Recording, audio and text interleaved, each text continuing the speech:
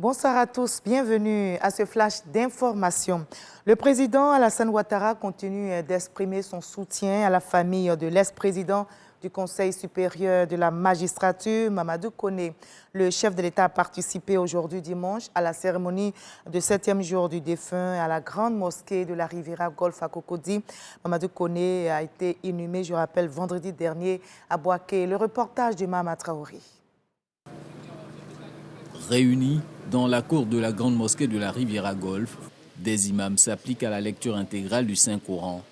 L'assemblée réunie tout autour invoque aussi Allah, celui qui a donné et repris Mamadou Koné le 8 avril dernier dans sa 71e année de vie.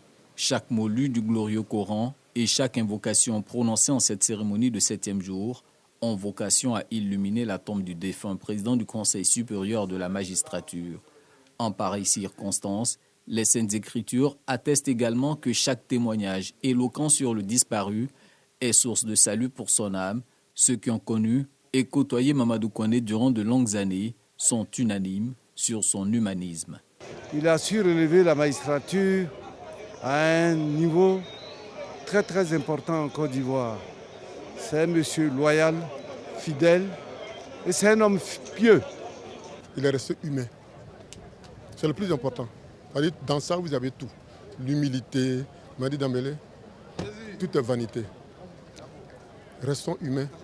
Dambélé, fait du bien, aide les gens. Ce qu'il faut retenir de Mamadou, son repenti, son sens du pardon, mais doublé d'amour et de charité. J'en dirai pas plus. C'était seulement un homme de valeur. Que Dieu ait son âme. Une fois de plus, la nation, avec à sa tête le président de la République Alassane Ouattara, est présente aux côtés de la famille pour cette journée de prière et d'hommage dédiée au repos de l'âme de ce brillant magistrat. Un geste de compassion qui marque la famille. Durant les étapes des obsèques de feu le président Koné Mamadou, vous avez été présent à nos côtés, nous apportant votre assistance et votre réconfort. La famille Koné vous exprime son infinie reconnaissance et vous remercie pour votre soutien constant. Excellence, Monsieur le Président de la République, votre implication personnelle aux côtés de la famille, depuis la maladie jusqu'à ce triste moment, montre à quel point Koné Mamadou a été pour vous plus qu'un proche collaborateur. Une famille meurtrie, tout comme le chef de l'État qui dit perdre un collaborateur d'exception par la voix de son porte-parole pour la circonstance. En effet, Monsieur le Président, vous-même, évoquant celui que tous nous pleurons depuis quelques jours, parce que soudainement arraché à notre affection, vous l'avez qualifié, et je cite, d'homme d'exception et de grande valeur. Pour agiter un peu plus loin, je perds aujourd'hui un ami sincère et loyal. Avec vous, Monsieur le Président, se sentent tout autant concernés par ce deuil, au-delà des familles Koné et alliées, les régions de la Bagoué, où naquit Mamadou, celle du Gbeke, où il choisit résidence parce que son père très tôt s'y installa et servit très longtemps comme fonctionnaire de l'État à Boaké, aux eaux et forêts.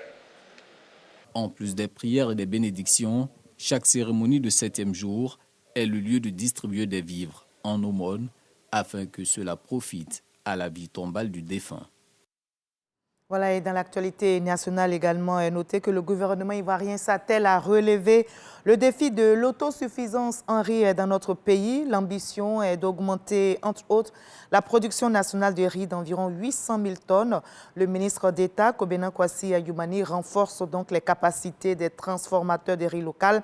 Les acteurs de la filière riz disposent d'usines. Le programme de production alimentaire d'urgence est ainsi lancé. Ailleurs, au Niger, il y a eu des manifestations à Agadez, ville du nord du pays, qui abrite la base américaine. Manifestations à l'appel d'organisation de la société civile. Et les manifestants que vous voyez sur ces images réclament le départ des soldats américains. Et notez que les États-Unis ont accepté le vendredi 19 avril dernier de retirer plus de 1000 soldats opérant dans le pays.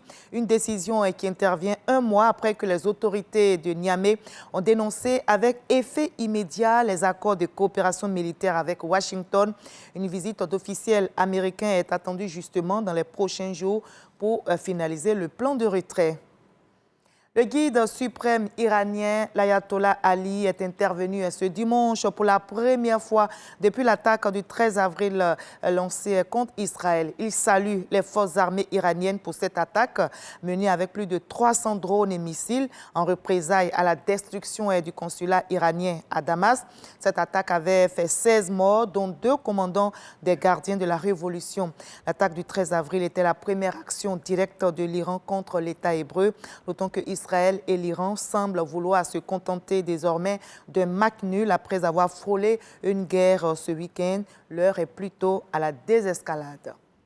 Dans la paix, on se retrouve à 20h.